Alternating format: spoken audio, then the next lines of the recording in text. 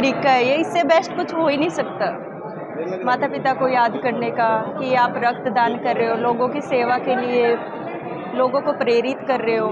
ठीक है, हम किसी को ये सोचना चाहिए कि अगर कुछ लोग ऐसे होते हैं कि जो माता पिता को याद करते हैं बट कुछ ऐसा काम नहीं करते जो सबको प्रेरणा दे। रक्तदान एक ऐसा कार्य है जो सबको प्रेरणा देता है। ठीक है, इससे क्या होगा, हम डॉक्टर्स तो मरीजों से जुड़े ही हुए होते हैं हमेशा, तो हम देखते हैं कि मरीज़ कैसे मतलब बीमारियों से जूझते हैं, परेशान हो रहे होते हैं।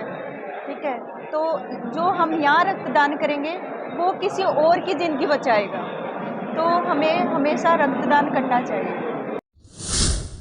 बहुत बढ़िया कार्यक्रम है जी। ये तो डॉक्टर साहब ने इतनी बढ़िया पहल की है कि अपने माता पिता के प्रति सच्ची श्रद्धांजलि है जी, और हर बच्चे को अपने माँ बाप की खूब सेवा करनी चाहिए और उनके मरणोपरांत भी ये ऐसे शिविर लगाने चाहिए ताकि किसी और का भला हो सके।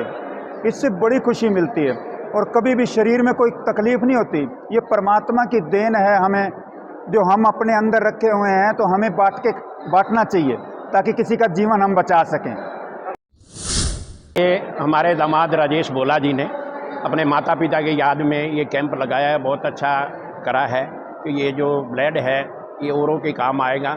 और मैं तो इस बात से हैरान हूँ कि ये जो मेरे साथ भाई साहब खड़े हैं, ये बाप और बेटा, उनका वो बेटा है, इन्होंने दोनों ने ही ये ब्लड डोनेशन किया। इनका भी बहुत बहुत धन्यवाद करते हैं कि ऐसे ही नेक कार्य में नेक बंदों का साथ होगा तो ये काम ऐसे ही चलता रहेगा। ये हमने अपने माता पिता की याद में, उनकी एनिवर्सरी की उसमें हमने ये शिविर लगाया है ताकि लोगों को ये मैसेज आए कि वो ज़रूरतमंद लोगों को जो रक्तदान करते हैं उनके काम भी आए।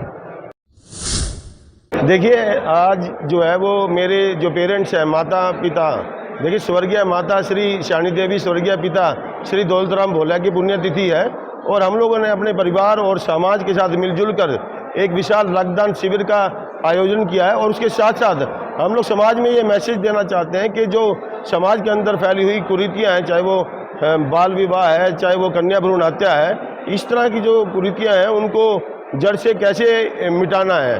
दूसरी बात, बढ़ती हुई जो वृद्ध आश्रम की जो संख्या है वो इस तरफ संकेत दे रही है कि हम आज आधुनिकता की तरफ इतने बढ़ चुके हैं कि अपने पेरेंट्स और अपने माँ बाप की हम लोग अनदेखी कर रहे हैं, जबकि होना ये चाहिए कि हमें जीते जी भी उनको संभालना है और मरने उपरांत भी हमें यही समझना चाहिए कि वो ऊपर बैठकर भी हम लोगों को आशीर्वाद दे रहे हैं। और उनको भूलने की बजाय अगर प्रत्येक वर्ष उनकी पुण्यतिथि हो, उनका जन्म उत्सव हो, अगर हम लोग इस तरीके से सेलिब्रेट करें तो मैं समझता हूँ कि समाज के अंदर एक हम बहुत अच्छा मैसेज दे सकते हैं कि इस समाज को हम रहने योग्य बना पाएंगे, इस समाज को हम स्वर्ग जैसा बना लेंगे। जो हम सोचते हैं कि भाई मरने के बाद व्यक्ति जो है स्वर्ग किसने देखा, जब आदमी मर जाता है तो उसको फिर पता ही नहीं होता कि वो कहाँ गया।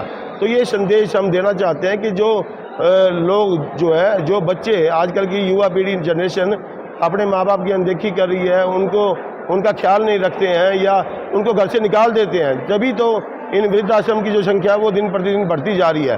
वो ना कर करके अगर हम लोग उनको जो है वो एक तरह से गुरु की तरह, माता पिता की तरह और भगवान की तरह अगर उनको हम पूजें, जीते जी भी और मरने के पश्चात भी, तो एक बहुत बढ़िया संदेश जो है वो समाज के अंदर जाता है। एक मुहावरा पुराना मुझे याद आ रहा है कि गुरु गोविंद हु खड़े काके लागू पाए, बलियारी गुरु आपने जिन्हें गोविंद दिया मिलाए। तो देखो, जहाँ एक तरफ गुरु और भगवान खड़े हैं, वहाँ भी हमारा फर्ज पहला यही बनता है कि हम अपने गुरु को पहले चरण स्पर्श करें, प्रणाम करें, उनकी तरफ हम लोगों को झुकना बनता है। पर माँ बाप तो हमारे पहले प्रथम गुरु हैं, उन्होंने हमें पैदा किया, तो उससे ऊपर बढ़ करके भगवान भी नहीं हो सकता। यही मैसेज मैं देना चाहता हूँ।